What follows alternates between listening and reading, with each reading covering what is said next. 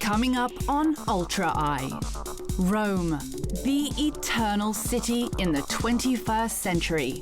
See how it's forging into the future by building on its legendary past.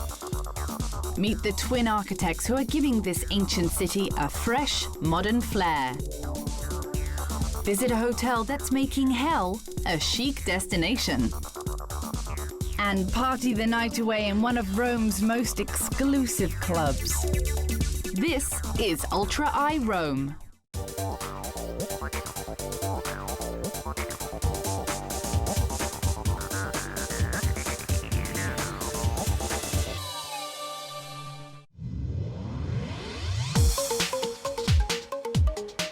Rome, a booming metropolis whose legendary past has shaped Western civilization. And today, that extraordinary past is the foundation of the city's stylish future. From art and design to food and fashion, every aspect of Rome's creativity is born out of the tears of time that are never stripped away but are built upon and reinvented. Rome is a city where avant-garde architecture embraces time-worn ruins and trendy night spots come to life amidst ancient Roman garbage. It's a city of historical layers where there is no blank slate, and this gives Rome a style all its own, proving now more than ever, all roads really do lead to Rome. From its aqueducts to its roads, to landmarks like the Colosseum, Rome's groundbreaking innovations changed the way cities were made. And today's cutting-edge designers are as fearless as their ancient counterparts. Just off the historic Via Veneto, the street made famous in Fellini's cinematic masterpiece La Dolce Vita, lies the award-winning Aleph, one of Rome's hippest and most exclusive boutique hotels. Housed in a former bank building, this sleek retreat is inspired by Dante's Divine Comedy. Architect Adam Tahani and chief designer Andrea Rican turned the imposing structure into a provocative playground with their creative take on heaven and hell.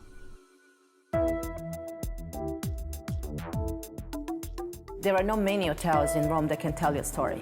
Aleph is telling a story, it's giving you something. I think we offer to Rome a new project, a new space to be living in. And if you want to create a place that is not like your house, but you still have to feel comfortable. You have to have a good bed, you have to have a good bathroom, good lighting. This is what, hospitality means for us. But still we want to give good design.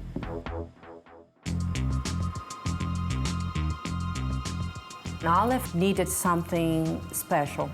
And the idea comes from a very classical book, Dante Alighieri's The Divine Comedy, where we have hell and we have heaven.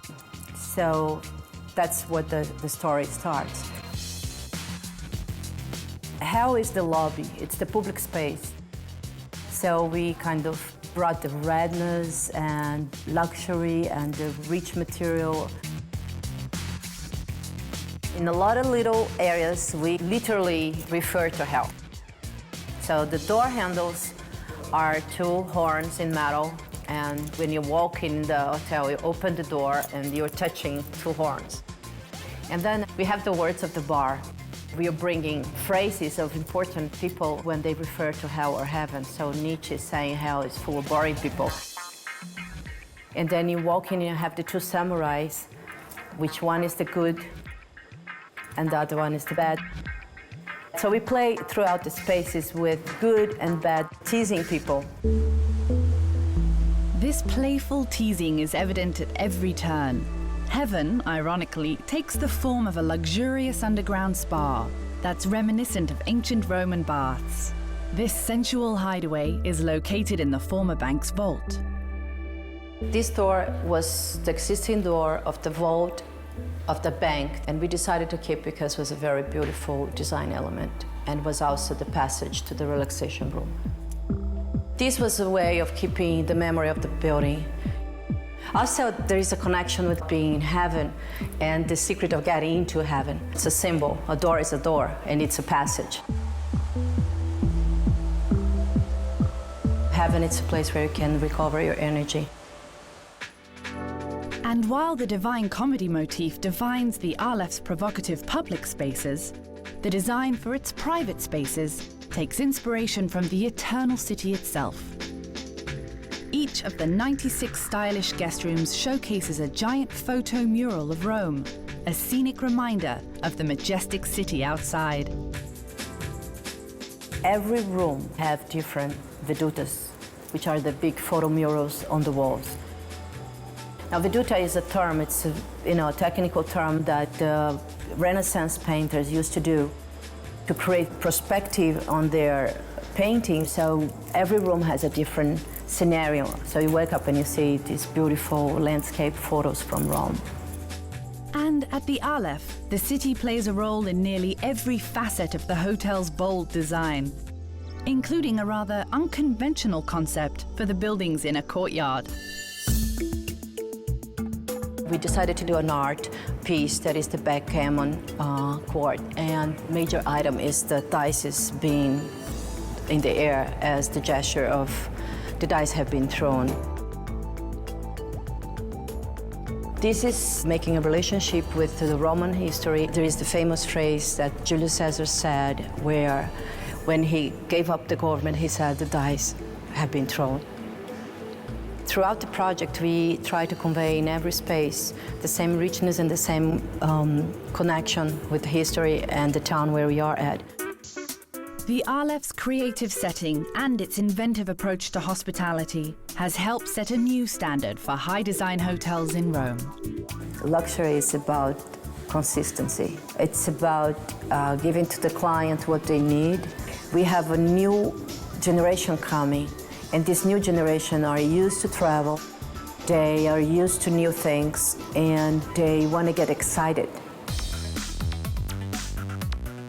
Rome is buzzing with unstoppable energy, thanks to its recent high-profile architectural and design renaissance. The Arapacis Museum is one of the bolder new structures found in the city center.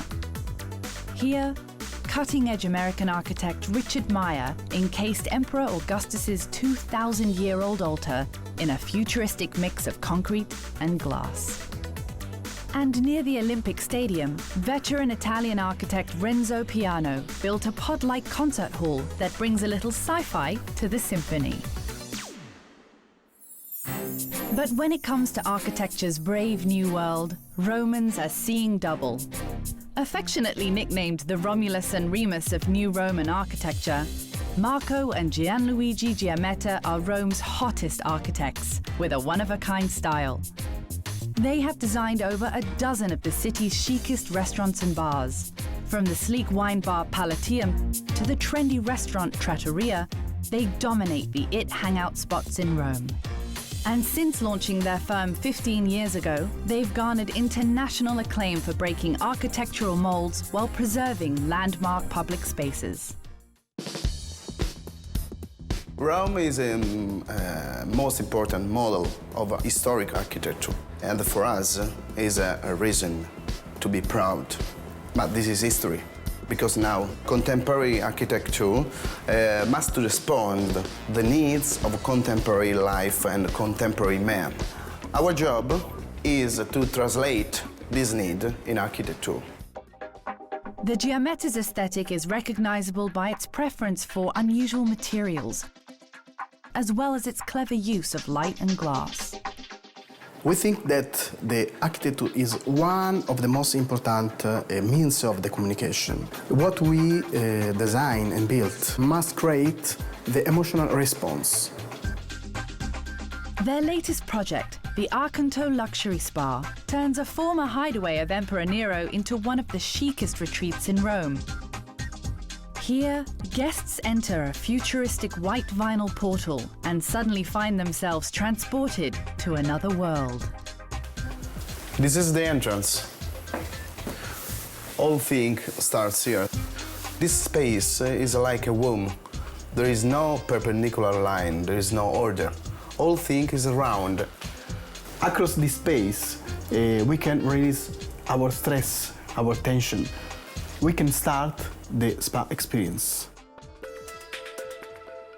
Accanto is a lush, cavernous space that was once an ancient Roman bath. And the construction of the spa brought the architects face to face with a surprising layer of Roman history.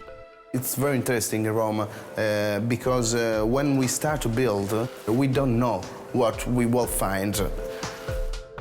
During the construction, we found an ancient mosaic that represents the Accanto plant. This is the origin of the name. This mosaic were part of Nero's bath a long time ago. According to Roman law, the mosaics could not be touched or tampered with. These exotic artifacts, depicting the green Accanto plant, inspired the spa's name and give it a uniquely Roman mystique. But the mosaics weren't the only happy accident. The twins maximized other unexpected archaeological discoveries as well. The column that we find during the construction is ancient, but we don't know the age of this column. And we decided to involve the column with the iron. In this way, we have the communication between old and new. By encasing the ancient pillars in oxidized iron, the twins created a contemporary space that retains its structural and historical essence. We think that this space can tell a story through the use of form, material, color, and lights.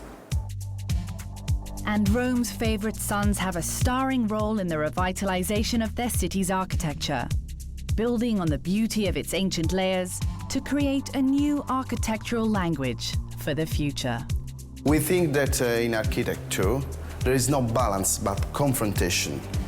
To do architecture doesn't need coherence, but we try to instigating a process of transformation in the city.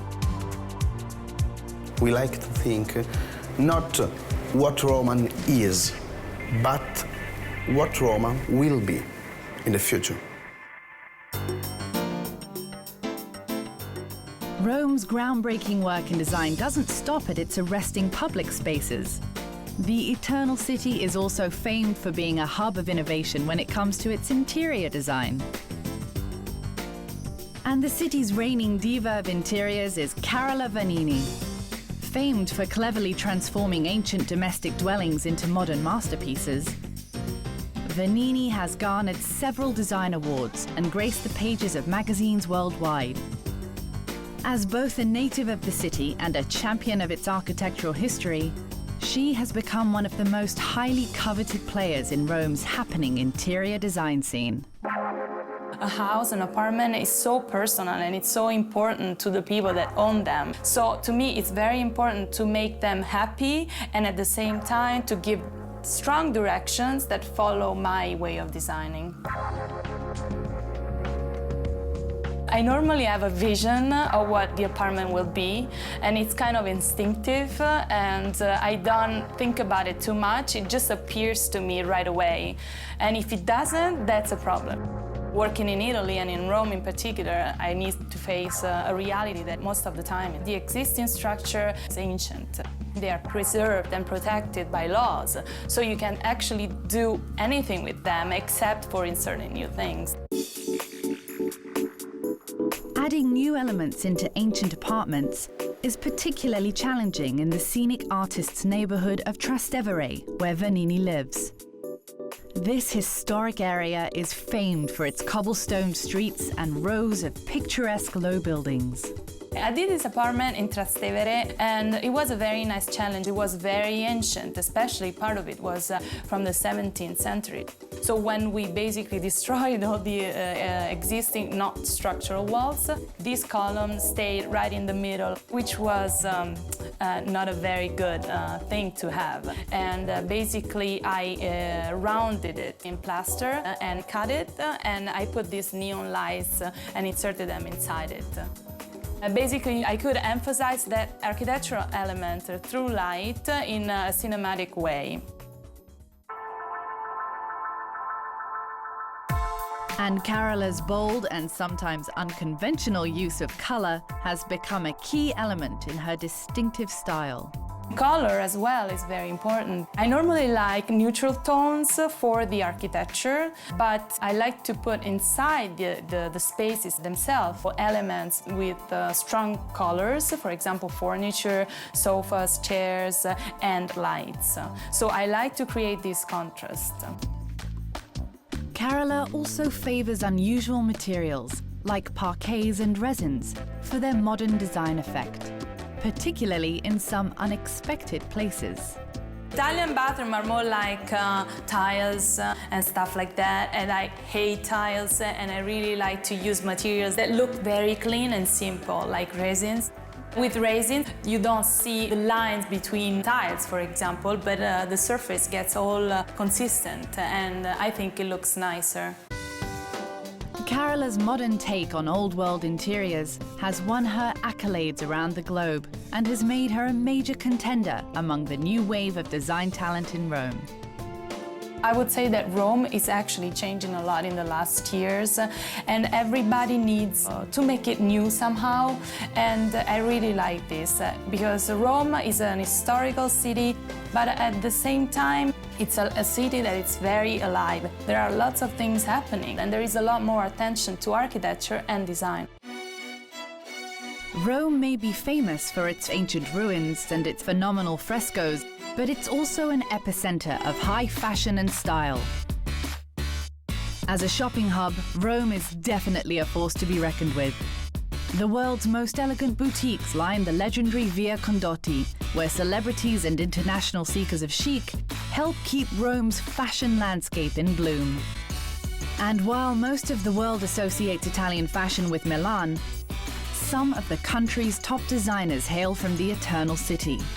From the legendary Valentino to the fabulous Fendis, Rome is home to some of the most important players on the Italian fashion scene.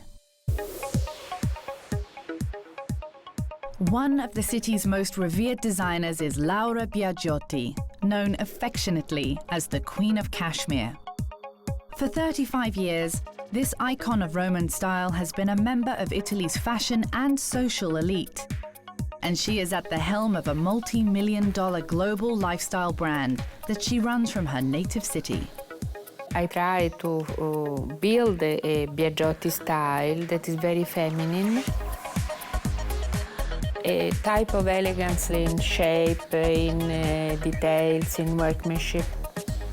In a long life as myself in fashion, it's important to build a lifestyle.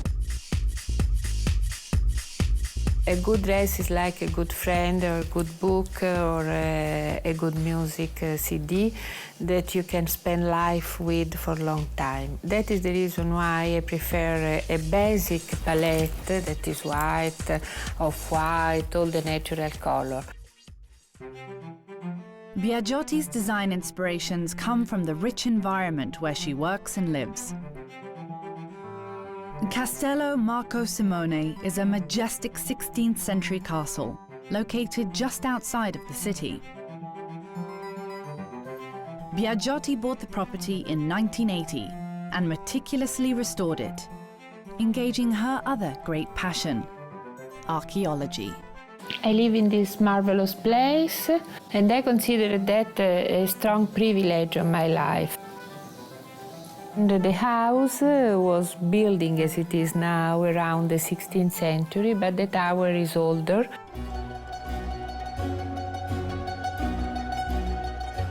I love to stay in this special room. This beautiful atmosphere around me, the paintings, the frescoes.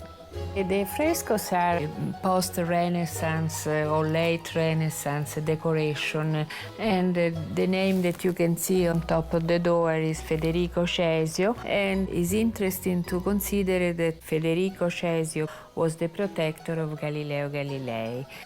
So I dreamed that maybe also Galileo Galilei was guest of this living room. Biagiotti's medieval retreat is a constant source of creative stimulation, whether it be for her ready-to-wear line or her famous fragrances, which she develops in a small studio located above the castle's grand courtyard. I think that the fragrance is the best dress. No size, no color, no season. The collection of fragrance started from my mother, Delia. And when I was a little girl, I was fascinated by the fragrance, but also by the shape of the bottles. Each one of these bottles represents part of my life in fashion. And I dedicate maybe the most famous, the most well-done fragrance of my life to Roma. That is not just a place, it's a philosophy, it's an art of life, is history, and is light, some special light that I love very much. Roman to the core, it's not surprising that Biagiotti is carrying on an age-old Italian tradition of family-run fashion houses like the Missonis and Ferragamos. Lavinia Biagiotti Sr. continues her mother's legacy as the company's junior vice president, as well as the creative force behind the Biagiotti's children's label. Well, it's great for me to work with my mother. I'm definitely bringing my energy, my curiosity, and my global way of seeing the world. You know, she represents really tradition in design, in running the company, and me, I represent all the challenges that the third millennium can offer. And it's great to work together and to bring up new ideas that always respect Biagiotti's tradition. Biagiotti style is a type of elegance that don't forget the tradition that is so important for us Italians. As a capital of style, Rome is not only famous for its high-end fashions, but also for a centuries-old tradition in jewelry design. And while the Bulgari family still reigns as the most preeminent name in Rome, the city is teeming with fresh talent.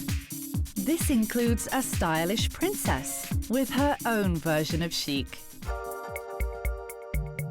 Princess Lucia Odescalchi is one of Rome's most celebrated jewelry designers, and her creations are as luxe as her lineage. With a 1,000-year-old family legacy that even includes a pope, the Odescalchis are one of Italy's most esteemed noble families. And so, in true royal fashion, Lucia lives and works at her family's majestic palazzo, a Baroque city landmark remodeled by Bernini in the 1600s. Her rich surroundings inspire her one-of-a-kind jewelry designs, which are also celebrated in the pages of Harper's Bazaar and sold in hip luxury shops like Henry Bendel and Barney's. But before following her passion to make jewelry, Lucia was in a different part of the business, hitting the runway as a model, experience that would prove invaluable for her next step in fashion. I was working the gold age of fashion. So when Versace was doing beautiful things and Valentino and all Italian fashion was growing a lot. So I was very lucky to be there in that moment. And it was Lucia's friendships with icons like Giorgio Armani that helped land her creations on the catwalk. When I was working as a model for Armani, I learned how to look for something beautiful. I learned to see all the little things, to give importance at all the little things. When I start with my production, I present to Armani my collection, and he enjoyed my collection, and he chose 5 or 6 pieces. So for me, it was a great first step. Lucia's next step was to sharpen her skills by working on reproductions of ancient jewelry. I made Oro dei Musei, means gold from the museum, and it's a collection made for a museum. Oro dei Musei was just the copy of ancient jewelry, and after 2 years I get enough. I decided I can do my own style, but the traditional things are the basis for everything, so I'm strong with my feet in these classic shapes. And while Lucia's style has evolved into something far more cutting edge, ancient traditions continue to be the foundation of her designs. The idea of my designs came up from something I see around, from Roma Colosseo, from Roman art. From the classical statues, my jewelry are architectural. They are very, very huge jewelry, very strong. They are not minimal at all. When you wear something like that, you make a statement. And Lucia's striking designs creatively fuse organic materials with sculptural shapes. I love material things. I love something you can have in your hands, you can touch, you can discover it. This is a wood chain. I love wood because with wood you can do huge things, but not so heavy. I like the sound of the wood. Two pieces of wood together make a nice sound too.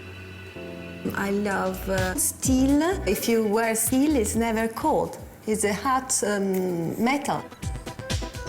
This is a silver mesh necklace. This part is oxidized silver. This other is natural silver. And this is a disc of gold. Before I draw with a pencil, and then I cut with a scissor by hands. But you can see the line still. But I like it. Sometimes something wrong is something nice. You must be in the mood to have my jewelry, because if you wear something like that, you must believe in it, no? Of course. For this regal Roman, crafting modern jewelry with a classical sensibility is the ultimate creative outlet. I make my jewelry because I need to express myself in some way. Maybe I can't talk so much, maybe I can draw, but I can do jewelry.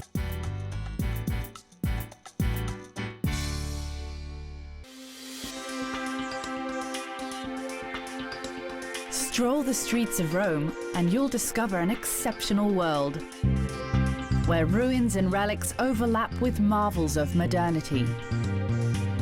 In the city's historic centre, you're never more than a stone's throw from some of the world's most important works of art. From the splashy splendour of Bernini's Trevi Fountain to the magic and mystery of the Pantheon, to the abundance of opulent churches, Rome's beauty and majesty are unrivaled.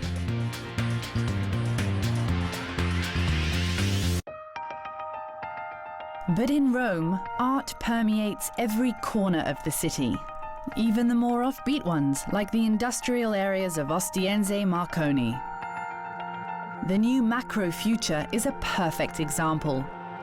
Where else could a former slaughterhouse become a hotbed of cutting-edge contemporary art?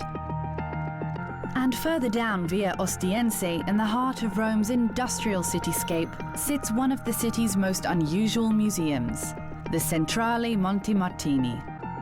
This huge industrial space began as Rome's first power station in 1912.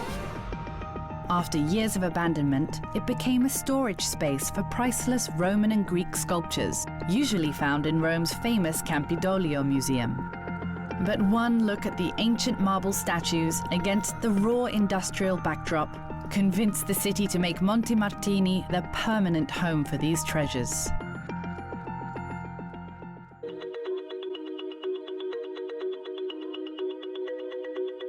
This museum is very special.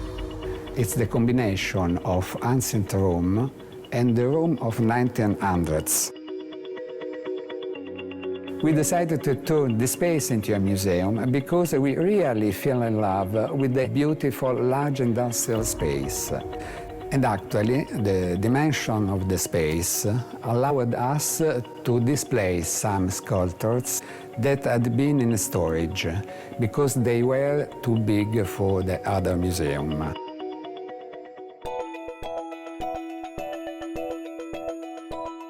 In the placement of the statues, our idea was to throw away the notion of traditional statue exhibition, the old big pedestal, and instead place them within the context of the old machinery.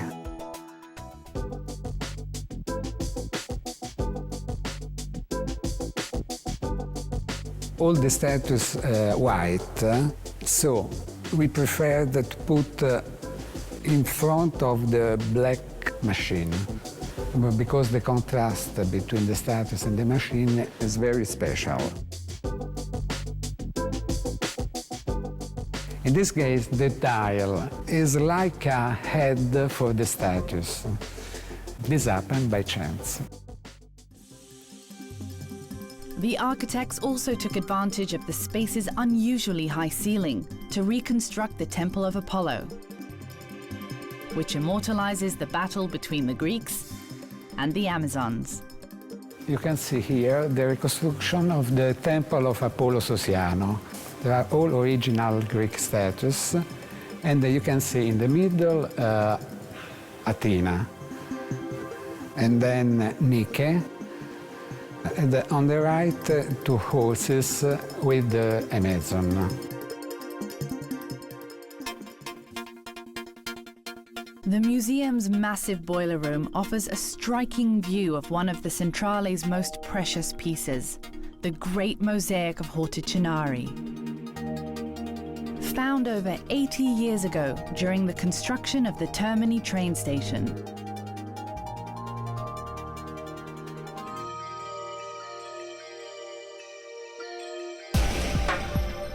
More than any other, this museum brings modern Rome face to face with its ancient history. Romans are tied to their city and its history. The museum is deeply connected to the city, thanks to its double function as an ancient museum and this way of recycling industrial archaeology. And we also gave a value to an industrial building that had none before. Museums in Rome can take many forms, and as a result, there is something for literally every taste. In the edgy artist neighborhood of San Lorenzo, the museum concept has been taken to a sweeter place. SED is an 85-year-old family-run factory turned museum that produces Rome's most famous chocolate. And though the factory was badly bombed in World War II, it's still standing today and now has become one of the city's hippest hangouts. Site today means a new concept. The concept is a factory with a special space just to enjoy our product in the same location. A cool place, that means cool, the way we make the product, the way we make the packaging, the way you have to feel the right sensation to buy a product or to enjoy a product standing here. Then is a very, very special concept, new concept, and it's old and new at the same time. Di Mauro transformed the space to include a super chic bar and restaurant, but still maintained the industrial charm of the original place. The factory itself is still in full operation, and in fact, customers can watch the heavenly treats being made while hanging out at the bar. Above the bar hangs a modern-looking mural, but a closer look reveals that it's actually made up of old cooking utensils. Add in vintage machines lining the walls, and it turns this historic building into a unique museum. The word museum is an important word. It means that you never destroy what is the history. My family started the business in this building in 1923. We are still in the same building. We got the same space, the same feeling, and also the old machine. The old machines that are around are very important for us because it's a piece of history. You can see it, every single layer, so every single period of the history of this factory is still alive. We just put a little bit of modernization on top of it, and you have probably the best result. At SED, a revamp of the chocolate's packaging was just one way to create a new sensation. These diet-busting delicacies come in a rainbow of fashionable wrappers, and some are even accessorized with lace. But the confections inside are always the main attraction. We do make a different kind of chocolate. We make chocolate in the Italian way. It's very important because the difference from the Italian kitchen and the French kitchen. Then we make something more drier, less butter, less, everything else. It's very, very special and simple. One special thing that we put in the chocolate, some spices that are Italian typical spices, like rosemary, basil, so sage. My grandmother used to make this kind of chocolate bar with salt inside. This is a special combination that makes our product different and a very Italian product. And said sinful sweets, coupled with its inviting and authentic atmosphere, have made it the perfect hub for Roman hipsters. We have here like client, the best stylist, the actor, but always and still the old lady, the real old lady, 90 years old, that comes here, I want this chocolate, I want this chocolate. If you doesn't lose this kind of client and you have new client, you reach your goal. We have this perfect mix, I think, and I say perfect because now this place is considered one of the coolest places of Rome, different. I hope that people came away from this place with a very special kind of experience. Just a little stop in this place, just to enjoy a piece of very sweet story of Rome. Fabrizio's factory is a favorite destination on Rome's map of indulgence. And this is a city that lives to eat. From gelaterias on every corner to delicate nibbles at specialty food shops, Rome can satisfy any palate. And some of the city's best culinary hotspots can be found in the hip area of Trastevere, known as much for its food as for its artists. One of its most celebrated restaurants is Antica Pesa. When it comes to Roman cuisine, Hollywood's A-list can't get enough of this local favorite. From De Niro to DiCaprio to the legendary Sophia Loren, top celebs have become adoring fans of Antica Pesa's unique take on classic Roman recipes. And the setting is as unique as the food. Originally a 17th century inn, today the space is lined with modern murals by top contemporary artists. This winning combination of atmospheric and culinary excellence make this family-owned operation one of Rome's best. I grew up here, you know. This is a restaurant family. First one was my grandfather, after my father. Now I work with my brother. My way of cooking, you know, my recipes, my style, you know, is starting from here, from the Roman cuisine and from the tradition. I work on an elaboration of the ancient recipes. So many dishes are very heavy. These modern times, we have to work on it to change it and become more lighter.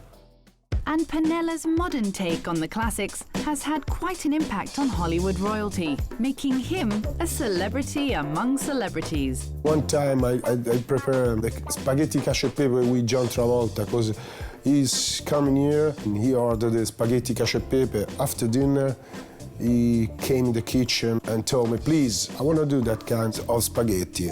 And so we started to make spaghetti together. He's a great guy. Everybody has these needs, and we are here to satisfy that needs. So Mr. De Niro loves the meat, or Madame Sophia Loren love the privacy, so they usually go into private room. I don't want to speak about just celebrity, but all the people, because all the people have these needs, you know. Chef Panella tailors his cuisine to his customers, whether they're faithful film stars or loyal locals. And to help create his artful dishes, he insists on using the freshest produce and ingredients. So he likes to hit one of Rome's oldest market, Campo di Fiori. This is a famous market, and we are here to find some special ingredients for my recipes. Campo di Fiori means field of flowers, and 500 years ago, this beautiful square was just that, a flower field. We are going to find some vegetables. It's typical Roman. This is one of the best area.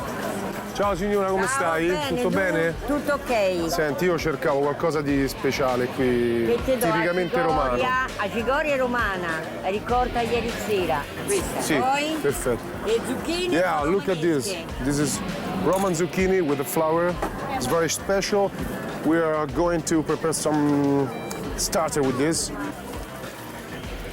Dai un bacetto. Ciao. Ciao. Ciao. And while fresh ingredients provide the canvas, it's Rome's rich culinary tradition that makes Panella's dishes true works of art. If you know the history of the recipes and the products, I think it's more interesting to eat.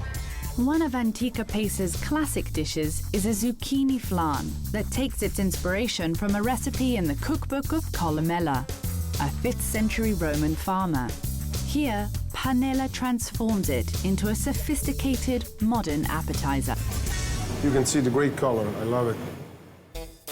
One of my favorite dish is the San Biagio sausage with a kind of cheese called scamorza.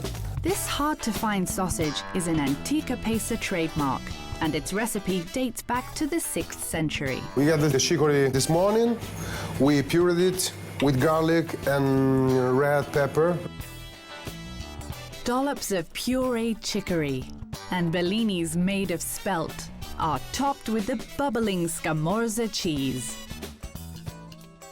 The savory sausage tops off the dish. The result? An Antica Pesa masterpiece that keeps loyal fans coming back for more. I hope that the experience at the Antica Pesa is full of history, art, and I hope great food.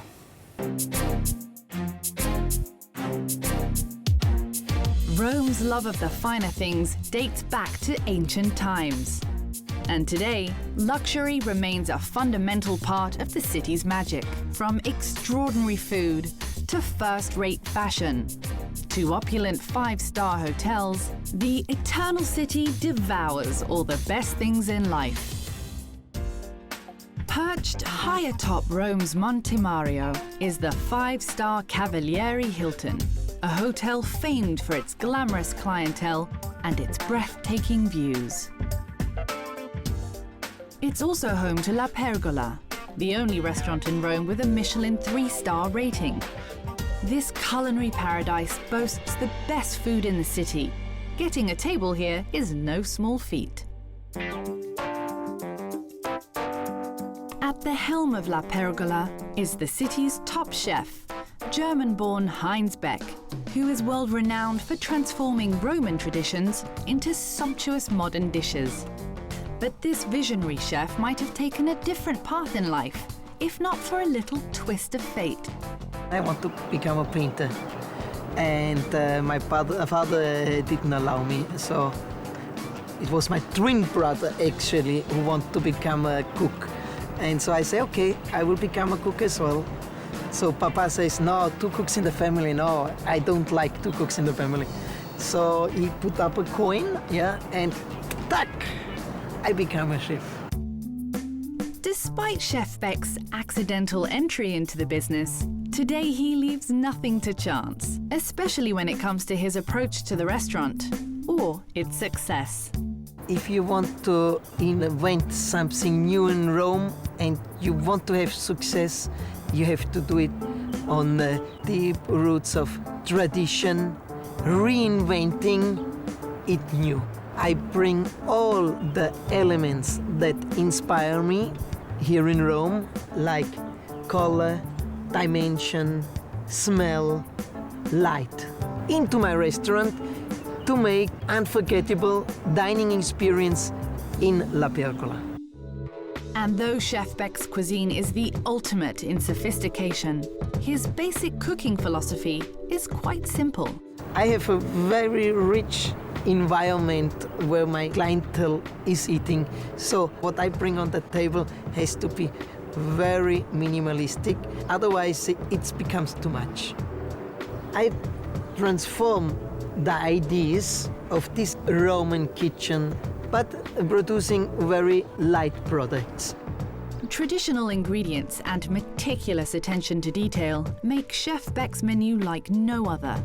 One of his signature dishes is a masterful reinvention of the classic Roman pasta carbonara.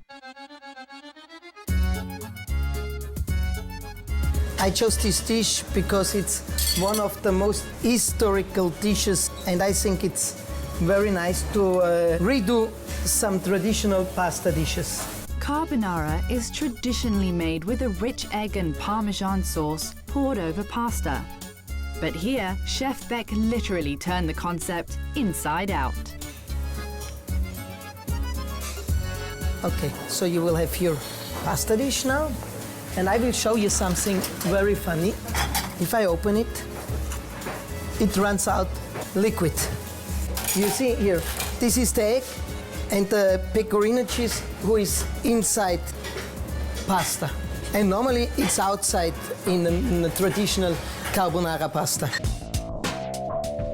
Chef Beck's recipe for success includes staying on the cutting edge of culinary trends like molecular gastronomy. From his vapor shrimp to his foaming foie gras, he's known for his chemical experimentation and highly inventive food combinations. One of his newest dishes is a vacuum-sealed lamb, stuffed with tomatoes and artichokes in sheep's milk. The lamb is slow-cooked for 4 hours at 125 degrees, making the meat exceptionally tender and flavorful. Our lamb into the plate, and you add a little bit of the milk into the plate. You wait 30 seconds, and it will become solid, you see?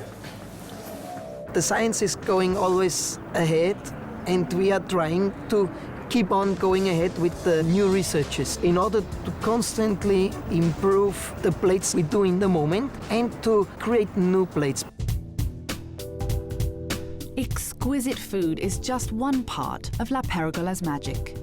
It's also about maintaining the highest standards possible in every aspect of the total dining experience. With 17 waiters for 18 tables and only 1 seating per night, La Pergola and its customers demand perfection. I try to improve every day everything and to make the best out of the ingredients and the best out of the service and very friendly atmosphere. I hope when people leave in my restaurant, they will remember the experience the whole life. Dinner at La Pergola is as good as it gets, but you can't enjoy the good life without a little nightlife. So it's no surprise that some of Europe's best night spots are found in Rome. The edgy Testaccio neighborhood is the heart of the city's club scene. Here you'll find the chicest clubs, the sexiest people, and a layer of Roman history that turns trash into treasure. The Testaccio hotspots are all nestled inside Mount Testaccio, a man-made mountain of broken pieces of terracotta that the ancient Romans discarded. And one of the area's coolest clubs is Ketum Bar, where Roman hipsters eat and drink the night away amidst 2,000-year-old pieces of their history, which have been sleekly incorporated into the bar's moody design. But no after-hours scene would be complete without an it boy. Enter Alessandro Casella, internationally known DJ, club impresario, and local legend. This titan of the turntable brings retro cool to life, Roman style, at his exclusive Mica Club. People from Rome have this mood of being always being to a parties. You know, even if you walk in the street, there's always like this kind of way of happiness. And in Rome, for many years, it's been really huge house discotheque kind of entertainment. So we want to do something that never has been done here in Rome before. Then, of course, to do something new, the best way to do is go back. The mood that we would like to create here at Mica Club, it's actually inspired by movies from the 50s and the 60s and the parties that you can see in those movies, mainly in Fellini's movie, La Dolce Vita. In order to recreate this iconic era, the owners pulled out all the stops, transforming this former wine cellar into a haven of nostalgia. So you come in from upstairs and you're thinking you're going underground, so you think you're going like to a very small place. But as soon as you finish the stairs, you have this huge view of the bar. So it's like a 3 different tunnel. And then we wanted to break this kind of architecture using a couch that is really smooth. This is why if you see all the couches in the club, they're all rounded and they're creating like a little small living room almost. You know, you can sit down with your friends and they really feel like you're alone in the club. And one of Mika Club's standout features is its constantly rotating palette of psychedelic lighting. We really wanted to have these arches lighted from the floor, and you can see better all the shapes of the columns. They really cut like this kind of architecture of a cathedral. And this kaleidoscope of cool offers a multifaceted entertainment experience. It has its own record label, produces a magazine, and operates an in-house radio station. All spearheaded by Alessandro and his retro vision. My major interest has always been researching about something from the past, which is music and fashion. I have walls and walls of records. I only DJ from 7 inches only. For me, it's more fun to do it, just physically more fun. And if I physically have fun to play those records, the people in front of me have more fun to dance to them. And of course, if it's a vinyl record, it's more cool. They come in, oh, it's a vinyl thing, that's cool. With mod murals, sinful cocktails, and a dance floor that's famously far out, it's easy to see why Mika is a sensory playground for the pleasure-seeking party set. We grow up in a city with so many years of histories. In a way, we have it in our blood, the sensibility to recognize something that is nice or it's beautiful. So if you give something that's high quality in a cool places without any compromising, they recognize and they like it. So this is why people like Mika Club, I think.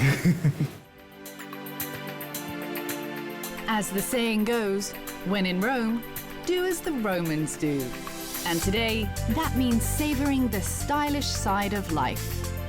Whether it's architecture, design, food, or fashion, modern Rome is making its mark by reinventing its rich past. Innovation built Rome almost 3,000 years ago. And this same spirit of invention keeps it thriving today. Rome is a style center that capitalizes on its monumental history to create a one-of-a-kind style for the future.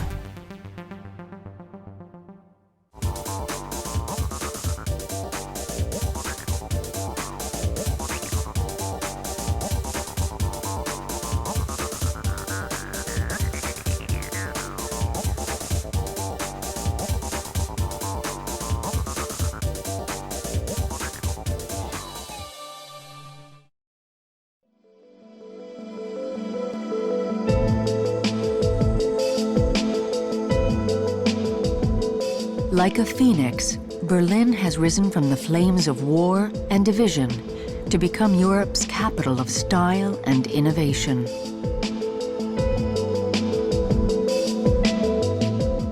The fall of the wall in 1989 was the catalyst that has driven this artistic revolution.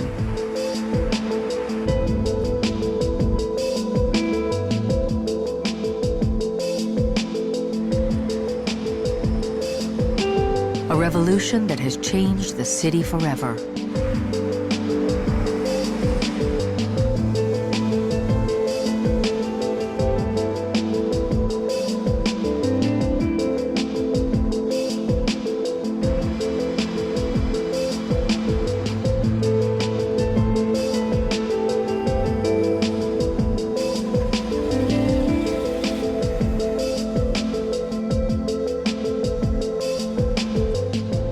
Welcome to Europe's newest capital.